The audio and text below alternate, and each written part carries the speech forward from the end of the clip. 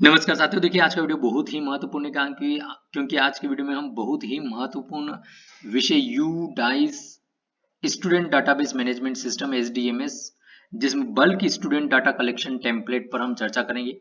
इसमें किस प्रकार से आपको डाटा इंटर करना है, इंटर करने में आपको कितने प्रकार की जानकारी को किस प्रकार से दर्ज करना है, किस जानकारी का क्या मतलब है और कैसे क्या आप इसको वैलिडेट कर पाएंगे डाटा को।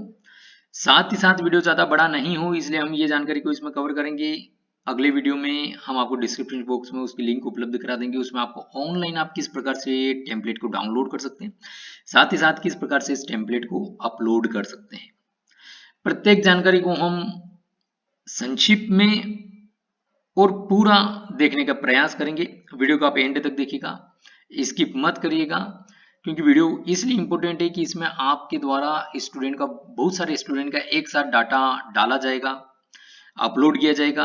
कहीं पर भी जरा सी मिस्टेक हुई, अपलोड नहीं होगा, एरर आ जाएगी, आपको पुनः उसमें सुधार करना पड़ेगा। बड़ी जो है यह महत्वपूर्ण जानकारी है, इसलिए आप इसको पूरा डिटेल में समझिएगा। तो चलिए हम यहाँ पर स्टार्ट करते हैं। जैसे हमने भी टेम्पलेट डाउनलोड किया है, टेम्पलेट डाउनलोड करना, साथ ही साथ टेम्पलेट अपलोड करना। आप टेम्पलेट को कितनी बार अपलोड कर सकते हैं, किस प्रकार से आपको अपलोड करना रहेगा, यदि कुछ नई जानकारी जोड़ना है, सभी कुछ हम देखेंगे इसमें। तो हम चलिए स्टार्ट करते हैं इसको ज़्यादा से ज़्यादा जानकारी इस वीडियो में कवर करने का। जो जानकारी छुटेगी हम नेक्स्ट वीडियो में कवर करेंगे उसको। फाइल डाउनलोड करने पे आपको यहाँ पर हो सकता है कि एक्सेल के अलग अलग वर्जन अलग अलग सिस्टम में हो, तो आपको यहाँ पर इनेबल का ऑप्शन आए तो आप उसको इनेबल कर दीजिएगा, अदरवाइज आप इसमें एडिटिंग नहीं कर पाएंगे। पुनः एक वार्निंग के साथ में आपको इनेबल का मैसेज आएगा, आपको इसको इनेबल करना रहेगा, अदरवाइज इसमें कुछ फंक्शनलिटी काम नहीं कर पाएगी। तो इसमें देखिए फाइल डाउनलोड करने पर हमको 4 शीट मिलेगी। पहले इंट्रोडक्शन की, इंट्रोडक्शन पर चलते हैं। तो यहाँ पर कुछ जानकारी को बताया गया है कि आपको क्या क्या जानकारी इसमें होना चाहिए फाइल अपलोड करने से पहले और डाटा एंटर करने से पहले। तो जैसे कि यहाँ पर बताए हुए नोट में कुछ जानकारी को बताया हुआ है कि जैसे इसमें सभी फील्ड मैंडेटरी है, जो अदर क्वेश्चन की डिपेंडेंसी को छोड़ करके, और हम आगे देखेंगे उसमें प्रत्येक क्वेश्चन में कौन सा मैंडेटरी वगैरह। फिर उसी के साथ में जब भी आप डाटा को अपलोड करें सबसे पहले आपको वैलिडेट करना रहेगा उसको, क्योंकि वैलिडेट करने पर आपको आइडेंटिफाई हो जाएगा कि जानकारी में किसी प्रकार की त्रुटि तो नहीं। यदि वैलिडेशन करने पर यदि इस फाइल में आपके द्वारा जो जानकारी एंटर की गई उसमें किसी प्रकार की त्रुटि होगी तो आपको एक येलो कलर में एक हाईलाइट हो जाएगी पूरी रो। इसी प्रकार से उस जहां पर जो है येलो आपकी रो हाईलाइट होगी उसमें जहां पर भी सुधार आवश्यक है आप उसको सुधार करके पुनः इसको अपलोड कर सकते हैं। और अब हम चलते हैं स्टूडेंट डाटा में। ये यहाँ पर हमको 54 कॉलम की जानकारी है, ये प्रत्येक बच्चे की इस प्रकार से 54 कॉलम की जानकारी रहेगी। यदि आप इसको अपलोड करेंगे तो आपको सभी कुछ जानकारी को यहाँ पे इंटर करना होगा, खासकर तो अशासकीय विद्यालय के संबंध में, क्योंकि अशासकीय विद्यालय का जो डाटा है वो भी हट चुका है प्रत्येक बच्चे का। उनको यहाँ पर एक सुविधा ये प्रारंभ है जिसमें सभी बच्चों का डाटा इस फाइल के अंदर, इस टेम्पलेट के अंदर दर्ज करके इसको एक साथ अपलोड कर सकते हैं सभी डाटा को। दूसरा यहाँ पर जो उनका थर्ड जो शीट है इसके अंदर you dice plus student database management information system से संबंधित यहाँ पर कुछ इंपॉर्टेंट जानकारी बताई गई है। सभी फील्ड की जानकारी यहाँ पर आपको कवर की गई है। ये इस प्रकार से कि सबसे पहले जैसे यहाँ पर पहला जो है कॉलम है ग्रेड, क्लास का, फिर section, roll number, student name, gender, date of birth, mother name, father name, इस प्रकार से। तो ये यहाँ पे गार्जियन नेम वगैरह आपको ये इस वाली शीट में सभी कुछ जानकारी मिल जाएगी। जैसे कि क्लास कौन सी क्लास से कौन सी क्लास तक, तो यहाँ पे प्री प्राइमरी बोले तो नर्सरी स्किल से लेकर के 12वीं क्लास तक क्या ऑप्शन आपको अवेलेबल है। इसी प्रकार से यदि हम देखें दूसरा तो सेक्शन आपको अवेलेबल है। सेक्शन में आपका बाय डिफॉल्ट क्लास में यदि एक ही सेक्शन है तो ए रहेगा, उसका नाम आप चेंज नहीं कर पाएंगे। इसके बाद में जैसे जैसे नाम, जैसे जैसे आपके सेक्शन क्लास में आप ऐड करते जाएंगे तो बी सी डी इसी प्रकार से उसको मिलते जाएंगे, उसमें आप चेंज नहीं कर पाएंगे। इस प्रकार से सेक्शन रहेंगे। फिर उसके बाद में यहाँ पर रोल नंबर से संबंधित जानकारी जो है यहाँ पर कि जैसे बताया हुआ है student should be a valid roll number of student, जैसे कि ओनली नंबर्स में अलाउ रहेगा रोल नंबर, जनरली नंबर में ही रहता है, और मैक्सिमम 3 डिजिट में रोल नंबर अलाउ रहेंगे यहाँ पर, जैसे कि इसमें बताया हुआ लिखा हुआ है। स्टूडेंट नेम जो है ये अल्फाबेट में अलाउ रहेगा। लेंथ है मतलब कम से कम जो भी नाम है वो कम से कम 3 जो है कैरेक्टर का होना चाहिए, जैसे ABC ये 3 कैरेक्टर हो गए, 3 और मैक्सिमम 50 कैरेक्टर का हो सकता है। फिर उसी के बाद में consecutive space should not be acceptable, ठीक है। तो ये कौन सा स्पेस है, तो ये है कि लगातार आप 2-3 बार स्पेस दबा दे तो वो अलाउ नहीं रहेगा, ठीक है ना। इसी प्रकार से जैसे फर्स्ट नाम लास्ट नेम में एक स्पेस आता है, एक स्पेस आप लगा सकते हैं, आप 2-3 स्पेस लगाएंगे तो वो इसमें अलाउ नहीं होगा। जेंडर में यहाँ पर आपको बताया हुआ है 3 प्रकार के ऑप्शन है। फिर उसी प्रकार से यहाँ पर डेट ऑफ बर्थ आ गई है, तो डेट ऑफ बर्थ में आपको ये ध्यान रखना है इसके अंदर कि फ्यूचर डेट नॉट अलाउ, आगे की डेट आप नहीं डाल सकते हैं। Calculated age on date should be according to class age matric.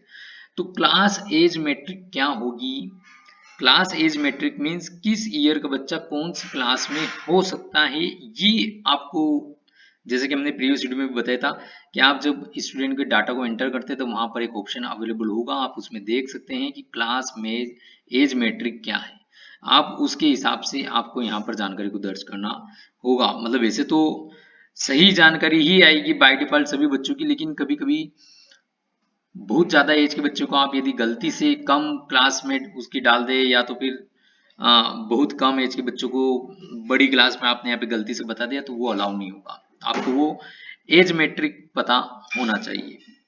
फिर उसके बाद में जैसे mother name, father name, guardian name, ये सभी कुछ वो का वही है कि इसमें यहाँ पर अल्फाबेट में रहेंगे, मिनिमम 3 और मैक्सिमम 50 कैरेक्टर के रहेंगे और लगातार स्पेस अलाउ नहीं रहेगा। इसी प्रकार से जो यहाँ पे प्रेजेंट एड्रेस यहाँ पर बताया हुआ है अल्फा न्यूमरिक दोनों में आप इसको एंटर कर सकते हैं। लेंथ इसमें जो है इन चीजों का हमको ध्यान रखना है, लेंथ जो है मिनिमम 20 कैरेक्टर की होनी चाहिए और मैक्सिमम 100 कैरेक्टर का एड्रेस आप डाल सकते हैं। स्पेशल कैरेक्टर्स अलाउड रहेंगे, ये वाले कैरेक्टर अलाउड रहेंगे, जैसे कोमा बताया है, डैश बताया है, और consecutive space not allowed to be here, ये शुड नॉट बी हियर, मतलब लगातार स्पेस यहाँ पर भी नहीं दे सकते। पिन कोड नंबर में होना चाहिए, 6 डिजिट का होना चाहिए। मोबाइल नंबर 10 डिजिट का होना चाहिए, 6, 7, 8, 9 से स्टार्ट होना चाहिए। फिर इसी के बाद में ईमेल आईडी जो है ये मैंडेटरी नहीं है, लेकिन जो भी है, जो भी यदि आप डालें तो वो सही होना चाहिए। सोशल कैटेगरी जो है यहाँ पर आपको बताया हुआ है कि किस कैटेगरी के लिए क्या क्या कोड है, और code from master table yes no must be stored in table. फिर इसी प्रकार से माइनॉरिटी ग्रुप से संबंधित यहाँ पर आपको जो है कोड बताए हुए हैं, कौन से माइनॉरिटी ग्रुप के लिए क्या कोड है, और यहाँ पर फिर बीपीएल फैमिली, बीपीएल बेनिफिशियरी से रिलेटेड जानकारी बताई हुई है 1 और 2, यस और नो, ठीक है ना। डिफॉल्ट वैल्यू जो है इसकी नो है, और इसमें बीपीएल यदि आप यस करेंगे तो ये वाला ऑप्शन आपके लिए काम ओपन हो जाएगा, अंत्योदय अन्न योजना में बेनिफिशियरी है या नहीं। फिर उसके बाद में belongs to EWS disadvantaged group, ये आपको यस नो में दर्ज करना होगा। इसी प्रकार से पर आपको सीडब्ल्यूएसएन है या नहीं आपको दर्ज करना होगा 1, 2। सीडब्ल्यूएसएन के टाइप के संबंध में यहाँ पर जानकारी बताई हुई है, whether child is Indian national, तो भारतीय है या नहीं बच्चा, आउट ऑफ स्कूल तो नहीं था बच्चा। फिर उसी प्रकार से यहाँ पर स्कॉलर नंबर हो गया, बच्चे का एनरोलमेंट से रिलेटेड डिटेल आ गई है, एडमिशन से रिलेटेड डेट आ गई है, स्टूडेंट की स्ट्रीम से रिलेटेड डेट यहाँ पर आपको सिलेक्ट करना रहेगी, ये जैसे कि यहाँ पे बताया हुआ है। और फिर उसके बाद में यहाँ पर एडमिटेड, इनरोल्ड अंडर आरटीई या ईडब्ल्यूएस, जो भी बच्चे की आप जानकारी दर्ज कर रहे हैं, तो आपको इस बात का भी विशेष ध्यान रखना है कि यदि बच्चे का एडमिशन आरटी के तहत हुआ है, निःशुल्क प्रवेश हुआ है, या ईडब्ल्यूएस के तहत हुआ है, तो आप उसको यहाँ पर सही मार्क करें। अदरवाइज होगा ये कि फिर वापस से जब कैलकुलेशन निकाली जाएगी कि आरटी के तहत पढ़ने वाले कितने बच्चे जो हैं इनरोल्ड हैं, वहां पर यदि कम या ज्यादा स्टूडेंट निकले जो आपकी फीस प्रतिपूर्ति आप कर रहे हैं उसकी तुलना में, तो वो फिर आपको वापस से डाटा को सुधार करना पड़ेगा। तो इसलिए इस चीज का विशेष आपको ध्यान रखना है। फिर उसके बाद में यहाँ पर हम चलते हैं और नीचे ये appeared for exam in previous class में एग्जाम के लिए अपीयर्ड हुआ था कि नहीं, उस क्लास का क्या रिजल्ट था, क्या प्रतिशत रहे, फैसिलिटी से संबंधित पार्ट आ चुका है कि बच्चों को फैसिलिटी से जैसे फ्री यूनिफॉर्म मिली है या नहीं, फ्री टेक्स्ट बुक मिली है या नहीं, और इसी प्रकार से यहाँ पर स्कॉलरशिप से संबंधित जानकारी आ जाएगी यहाँ पर। तो ये इसमें है क्या सेंट्रल स्कॉलरशिप बच्चों को मिली है या नहीं, क्या यदि मिली है तो उसका कौन सा कोड है, ग्रुप है, स्टेट की स्कॉलरशिप मिली है या नहीं मिली है, तो उसका जो है क्या यहाँ पर कोड ग्रुप रहा है, वो स्कॉलरशिप की अमाउंट क्या रही है, वह ये नंबर में डलेगा डाटा। फैसिलिटी जो CWSN यदि कोई बच्चा है आपने ऊपर हाँ किया है तो उसको किस प्रकार की सुविधा मिली है, इसी प्रकार से ये CWSN से रिलेटेड और जानकारी आएगी। फिर vocational education detail of the student, उससे संबंधित जानकारी, वोकेशनल एजुकेशन से संबंधित यहाँ पर, तो क्या वोकेशनल कोर्स है यहाँ पर, did the student undertake any vocational course, क्या वो किसी प्रकार के वोकेशनल कोर्स को कर रहा है, हाँ नहीं, यह 1-2 में आएगा। इसी प्रकार से यदि आप वह कर रहा है तो यहाँ पे ट्रेड सेक्टर आईडी, उसका जॉब रोल आईडी, ये सब कुछ जानकारी आपको दर्ज करनी होगी। फिर appeared for examination in previous class for vocational subject, तो ये यहाँ पर जानकारी पूछी गई है कि whether appeared for examination in previous class for vocational subject, तो क्या बच्चा प्रीवियस क्लास में भी वोकेशनल सब्जेक्ट के में किसी प्रकार के एग्जाम में अपियर्ड हुआ था या नहीं। Only one option can be selected if vocational courses value is yes then provide response. ठीक है, तो आपको यहाँ पर रिस्पॉन्स दर्ज करना होगा। तो इस प्रकार से ये कुछ जानकारी थी महत्वपूर्ण, प्रत्येक बिंदु की हमने देखने का प्रयास किया। ये मास्टर डाटा एक और जो चौथी शीट है इसमें यहाँ पर बताया गया है कि सेंट्रल स्कॉलरशिप से रिलेटेड ये यहाँ पर स्कॉलरशिप बताई गई है और कौन सी प्रकार की स्कॉलरशिप के लिए क्या कोड है, ये कोड आपको यहाँ पर बताया गया है। तो आपको ये कोड दर्ज करना होगा यदि बच्चे को किसी प्रकार की सेंट्रल स्कॉलरशिप मिली है। इसी प्रकार से फैसिलिटी मास्टर के लिए ये यहाँ पर कोड आपके सामने अवेलेबल है कि फ्री टेक्स्ट बुक के लिए 1 कोड है, फ्री यूनिफॉर्म के लिए 2 कोड है। इसी प्रकार से CWSN फैसिलिटी से संबंधित जानकारी है। एक और जो मदर टंग है, चूंकि अदर स्टेट में अदर प्रकार की मदर टंग हो सकती है, तो उसके लिए भी यहाँ पर कौन सी लैंग्वेज के लिए कौन सा कोड यहाँ पर है आपको दिया गया है। इसी प्रकार से एम्पावरमेंट टाइप यदि किसी प्रकार का है CWSN बच्चे से संबंधित जानकारी, तो ये आप यहाँ पर उसका कोड भी देख सकते हैं। तो ये इस प्रकार से, ये तो लैंग्वेज वाला है इसलिए इतना लंबा जो है यहाँ पर जानकारी है। तो इस प्रकार से यह एक्सेल फाइल और टेम्पलेट का हमने देखने का प्रयास किया था। अच्छा, इसमें एक चीज और आपको बताते थे, जैसे ही आप बच्चे की यहाँ पर जानकारी दर्ज करेंगे आपको वैलिडेट डाटा बटन पर क्लिक करना होगा।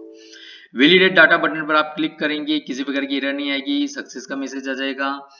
तो ये यहाँ पर आप जो है उस फाइल को ऑनलाइन अपलोड कर सकेंगे और करने पर आपको किसी प्रकार की एरर नहीं आएगी, सभी बच्चे का रिकॉर्ड ऑनलाइन दर्ज हो जाएगा। लेकिन यदि आप इसको वैलिडेट बटन पर क्लिक करेंगे और इस प्रकार से येलो कलर में पीछे की लाइन हो चुकी है और यहाँ पर मैसेज भी आ चुका है इनवैलिड रिस्पॉन्स का, तो आप जिस लाइन में, जैसे आपने 2 बच्चों की जानकारी एंटर करी, एक बच्चे में येलो लाइन आ गई, मतलब उस वाले बच्चे की जानकारी में आपने कहीं न कहीं पर गड़बड़ करी होगी। आप उसको देख लीजिएगा, जैसा हमने भी फील्ड डिस्क्रिप्शन और वैलिडेशन में देखा है किस प्रकार की जानकारी कहाँ पर आएगी। अगर आपको येलो लाइन आती है और आप फिर भी इस फाइल को अपलोड करेंगे, आपको एरर आए, आपकी फाइल अपलोड नहीं हो, तो इसलिए आपको पहले वैलिडेट डाटा जरूर करना है। दूसरा, जिस स्कूल से भी आप लॉगिन करके ये एक्सेल टेम्पलेट को डाउनलोड करोगे, तो ये यहाँ पर आपको उस स्कूल से संबंधित जानकारी आ जाएगी। स्कूल नेम भी आपको यहाँ पर दिखेगा, अभी हमने नेम हटा दिया है, तो उस स्कूल की कैटेगरी वगैरह सभी कुछ आपको जानकारी यहाँ पर दिखाई देगी। तो नेक्स्ट वीडियो में हम देखेंगे कि किस प्रकार से आप इसको डाउनलोड कर सकते हैं ऑनलाइन, किस प्रकार से आप इसको अपलोड कर सकते हैं ऑनलाइन, और भी बहुत कुछ महत्वपूर्ण जानकारी जिससे कि आपका काम कहीं पर रुके नहीं और आप कंटिन्यू ये कार्य अच्छे से समय सीमा में पूर्ण कर सके। आई होप आपको वीडियो पसंद आएगा। प्लीज वीडियो को लाइक करेगा, शेयर करेगा, चैनल को सब्सक्राइब करना ना भूले और बेल आइकन को प्रेस करेगा। आज की वीडियो में इतना ही साथियों, बहुत बहुत धन्यवाद।